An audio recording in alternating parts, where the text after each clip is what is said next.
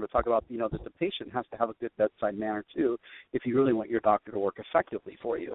But even the introduction to this book was absolutely fascinating, and it was talking about this story about this woman, and I'll try to make this story real quick so we don't eat up the entire 8 minutes. But basically, she had been doctor to doctor to doctor for years. I want to say it was like 15 plus years or something like that. It was a long time, and she was just told over and over that she was anorexic, that she had a mental disorder. She was super skinny, and they told her, you just need to eat more. You're not eating enough. You need to eat more good starchy foods, lots of pastas and breads and things with real substance to them. And that you just need to gain more weight, and that really this is more of a psychological issue, which a lot of times they tend to say, this is in your head. And there's nothing worse. I've had a ton of clients that I've dealt with that will come to me and they'll say, my doctor just says this is all in my head. And I'm like, well, it's not really in your head. No, we've got, let's run this, let's do that, we'll figure it out. And when someone finally explains to them what's going on in their body, it's this massive sense of relief. Well, in this story of this woman, finally, this Dr. Jerome Groopman, I think is his name, he sat down with this woman and he had a stack, this huge file. It was, from all her doctors, and he said, well, tell me your story. What's going on? And she said, well, it's right there in my file. You can read it. And he kind of says, I pushed the file away, and I said, no, I want to hear your story. Because I can tell you what all the other doctors have said about you, but I want to hear what you have to say about you. And so she kind of told him the story. He said, I think maybe you might have something, and I want to run some tests. Well, it ended up that she had a gluten sensitivity. She had celiac. And so every time she would eat bread, like the doctor told her. You're going to have to stop and explain gluten and celiac. Okay. Gluten is a protein that's found in wheat. And so some people can be gluten sensitive, where when they eat anything with wheat, like breads or pastas, or even if it's something that's like a roux that's made with a little bit of flour or whatever, anything that's got wheat in it, the gluten, their body will react to it. And people who are true celiac, they react in a very, very harsh way. I mean, they get a massive reaction. I actually had a patient that her son, whenever he would eat anything with wheat, the gluten would actually convert to an opiate in his body. This is how bad this stuff is for people who can't handle it. And she said he would turn into this little monster, and he looked like he was like a junkie that was completely whacked out on drugs. And she said he would throw fits, he would scream, he would scratch his face. She said it was like looking at someone who on a bad acid trip, like back in the 70s or something. And, so celiac is actually an aversion to gluten. Celiac is the condition. It's the health condition. So you talk about which came. Yeah. And this one, the actual condition came first. It was a celiac. A person who is celiac is actually has a massive gluten sensitivity, that their body cannot process gluten the way that most people can process gluten. So when it gets in their body, instead of using it as a protein structure in a healthy way, it actually converts it into an actual a toxin, an opiate in their body. And it causes all kinds of problems. And this woman, it cranked up her metabolism so bad, and it threw off her hormones so bad that she just couldn't gain weight. She got skinny, that she was anorexic, and so she had true celiac disease. And so that was an actual true disease that wasn't really triggered by the food. It was the disease came first, and then the eating disorder. And I don't want to call it an eating disorder in her case, even though that's what most of her doctors called it. But it was that they told her, look, you need to eat more foods that are going to help you gain weight. Well, we all know, if you're trying to lose weight, stay away from the bread, stay away from the pastas, So they're telling her you need to gain weight, you need to eat bread, you need to eat pasta. Well, in her case, it was actually doing exactly the opposite.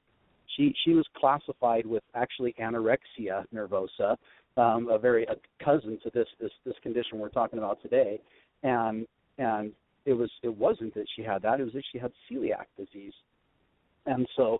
It's kind of interesting how these doctors will classify things. So, you get these doctors that they think in a certain way, and they want to classify things.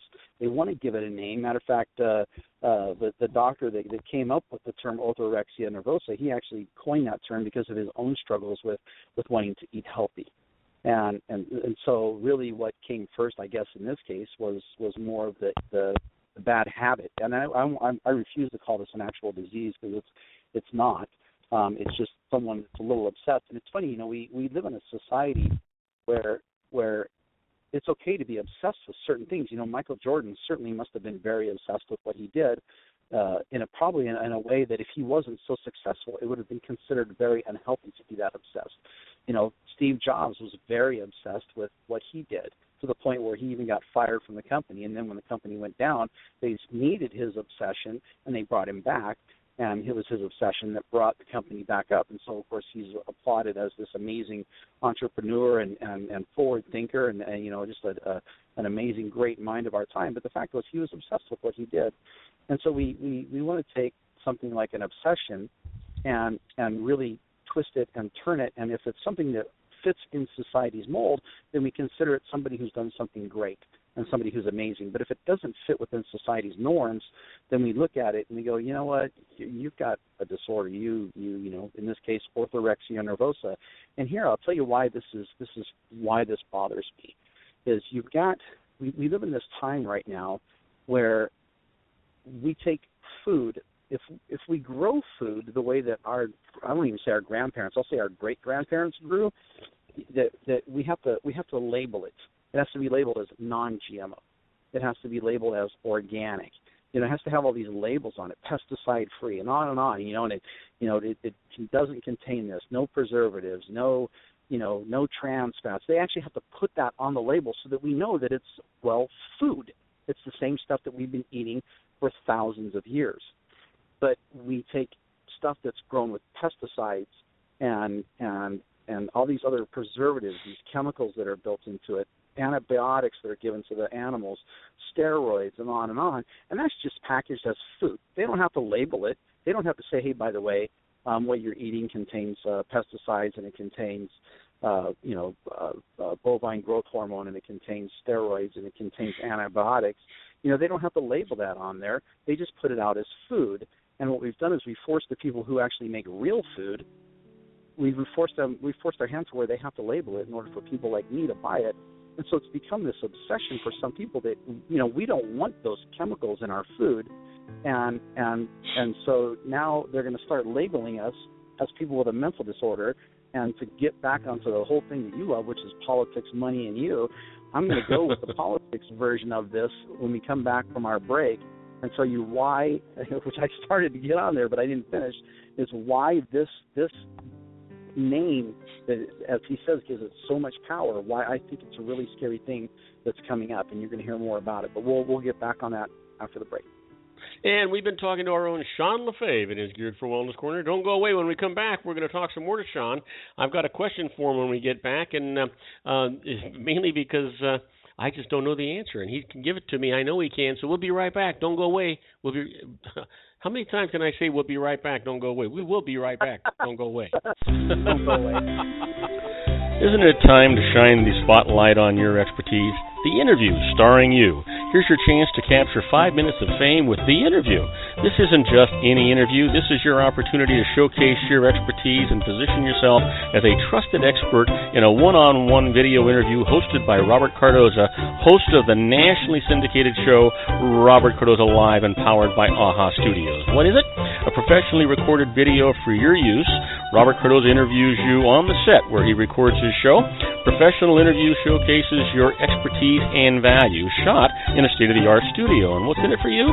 Gain credibility as an expert, earn the trust of your target market, educate in a way that intrigues your audience, gain a powerful marketing tool that offers dozens of uses, website, video sharing sites, social media, email, DVDs, direct mail, lobby video, resumes, profile building, all that kind of stuff. Association with the nationally syndicated celebrity. That's right. And let's talk about AHA Studios. AHA is a strategic marketing firm that leverages the powerful in visual persuasion to help your business create powerful messages that connect with your target market. AHA ventures way beyond strategy, delivering the marketing collateral you need to start driving a new business through your doors. AHA has a full-service, in-house, state-of-the-art production studio to bring your messages to life using video. Discover how to make The Interview work for you. Call 949-831-2222. That's 949-831-2222. AHA Image Studios, Incorporated. Dr. Stephen Tidwell, Dental Family Dentistry in a caring, personalized environment. Here at Dr. Tidwell's office, we are dedicated to helping you keep your teeth healthy. We are a state-of-the-art dental practice that still believes in traditional values, such as excellent customer service and individual attention. We have a special welcoming offer for you for just $39, a complete exam, personal consultation, professional cleaning, and all necessary x-rays. That's a $266 value for $39. Dr. Tidwell has 2 convenient locations and experienced staff to provide you with professional care and personal attention that you deserve. Call today. Don't delay. A great smile another day. Call 909-944-7308. That's 909-944-7308 for Rancho Cucamonga or San Bernardino. Joel Saltzman is Dr. Wireless. He has turned his considerable expertise into consumer credit risk and wireless security into a highly specialized independent web-based consulting enterprise targeting consumer credit risk analysis and wireless transactional security and monitoring. He works as a wireless analyst, veteran independent agent, and consumer liaison for most wireless telecom carriers and equipment manufacturers. For more than 20 years, corporate and private clients and media audiences have counted on his unvarnished advice while weighing the technology, performance, and cost differences between Sprint, Nextel, AT&T, Verizon, and T-Mobile. Joel specializes in setting up mobile wireless hotspots to be used for disaster preparedness, business continuity, and mobile wireless merchant processing solutions. Call Dr. Wireless at 310-400-4900 or go to his webpage at drwireless.com. Again, call 310-400-4900 or his webpage at drwireless.com. You'll be glad you did. And now, back to our show. And I am Robert Cardoza. You're listening to Robert Cardoza Live on the street at the intersection of business and politics. We're talking to our own Sean Lefebvre in his Geared for Wellness Corner. And when Sean, before we went on our break, he was talking about GMOs and non-GMOs, and he was talking about the organic stuff and health food type stuff and antibiotics and all these things. And by the time he got done, that's how I felt. I didn't have a clue about what some of these things were. So kind of bear with me a little bit here, Sean, and let me ask a question. If I'm eating food that is non-GMO, that means there's no genetic modifications in the food, is that then organic food, or what makes it organic and non-organic, and what makes it a health food or a non-health food? Can you help me? Yeah, absolutely. So what makes it organic, and it has to be actually classified as organic, there's a whole certification process that goes through it. And it's actually it's time-consuming and it's very expensive to get certified organic. But certified organic means that you don't use any type of chemical pesticides, no herbicides, no chemical fertilizers, that everything is basically grown, that if you're eating a tomato, or let's say corn that's non-GMO, that's organic, that it's not only are you not using any chemicals on it, it's being grown the way it would have been grown, 200 years ago, but also there has to be a boundary around your property where no chemicals are used, so they can't bleed in from rainwater or whatever. And it's a pretty big swath. I can't remember how many hundreds of feet it is, but it's a pretty, I don't know what the distance is, but you've got to have a separation. So if the farmer next to you is spraying his crops, then you've got to have a boundary between. So there's a segment of your land. So when you say no liquid fertilizers, I mean every farmer uses fertilizers because the soils get depleted from the nutrients that are there to help the crops grow. Are you saying that natural fertilizers are okay for organic stuff, or just no fertilizers at all? Yeah, you can use fertilizer, like people used to use manure, as a fertilizer forever, and that's perfectly acceptable. In fact, so that would still be organic then, right? But if they were using nitrogen, if they were using liquid nitrogen, or not liquid nitrogen, my goodness, but if they were using a chemical fertilizer, that would not then be anything that is exactly anything synthetic or man-made, anything that is a chemical. Yeah. So anything that occurs naturally, that there would be a fertilizer, like you could do like a lot of people have compost piles. They basically take refuse. You could have one in your backyard if you wanted. You take your leftovers and you chop up the food, those little bits and pieces that are left over, and you throw them in the compost pile, and they get broken down and they make a great fertilizer. So, there's even a step above that that's called biodynamic